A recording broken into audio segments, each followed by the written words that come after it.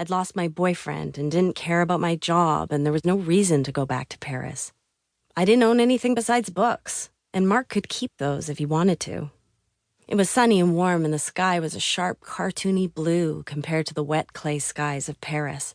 And there was Logan sitting in their beat-up van, staring straight ahead at something, not us. Music blasting from inside like the van was a giant Marshall amp. Thebes ran up to the van and threw herself against the windshield. Logan snapped out of his rock and roll reverie for a second and smiled. Then he got out of the van and walked, glided over to me and gave me a big hug with one arm and asked me how it was going. "All right," I said. "How about you?" He said. He shrugged. "Hey, what's this?" I asked him. I grabbed his arm and squeezed his bicep. "Yeah, right," said Thebes. "And dude, your pants," I said. "Did you steal them from Andre the Giant?" I snapped the elastic band on his boxers. Logan opened the door to the van and threw my stuff in. "How was Paris?" he asked. "What?" I said. "Oh, Paris?" "Yeah," he said. "How was it?" Thebes turned down the volume on the music. Then she told me I should drive instead of Logan. She said she'd been planning her funeral on the way there. "I got dumped," I said. "No way," said Logan. "Well, yeah," I said. "You can't get dumped in Paris," said Logan. "Isn't it supposed to be all..." "By a guy or a girl?" asked Thebes. "A guy," I said. Logan stared hard at Thebes for a few seconds. "He said you were gay," she said.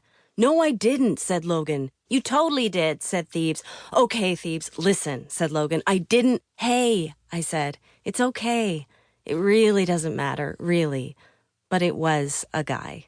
"But you're not that old," said Thebes, "right? You can still find someone if you look hard." "How old are you?" 28, I said. "Okay, 28, she said. She thought for a second. "You have, 2 years, she said. Maybe you should dress up more, though." Logan ended up driving back to their house because I didn't know how to tell him not to, and because he hadn't seemed interested in relinquishing control of the wheel anyway. Logan and Thebes yelled at each other all the way back, the music cranked the whole time. "Stay in your lane, moron! Don't lose your fucking shit, man! I don't want to die, loser! Use 2 hands! Do not grab the steering wheel!" Then Thebes went into the strange kind of commentary thing she does, quoting the imaginary people in her head. This time it was a funeral director, I think. She said, "With an impact this severe, there is not a hope of reconstructing this kid's face."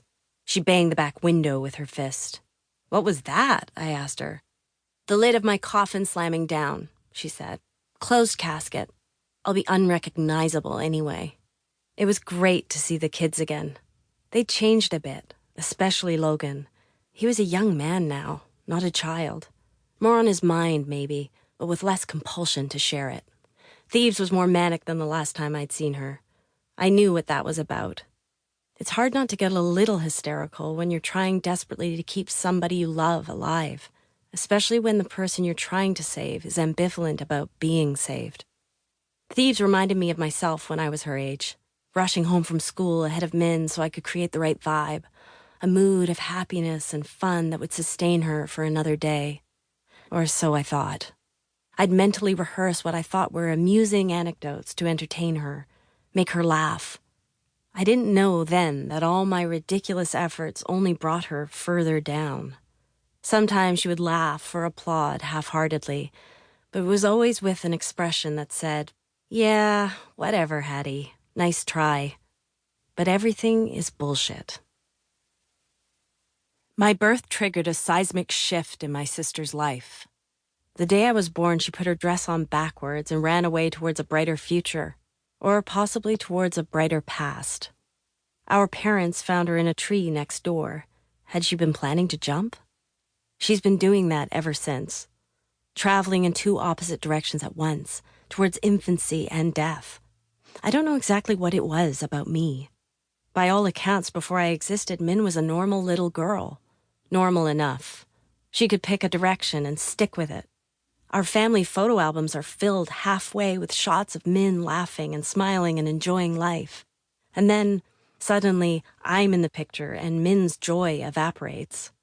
I've spent hours staring at those photos trying to understand my sister.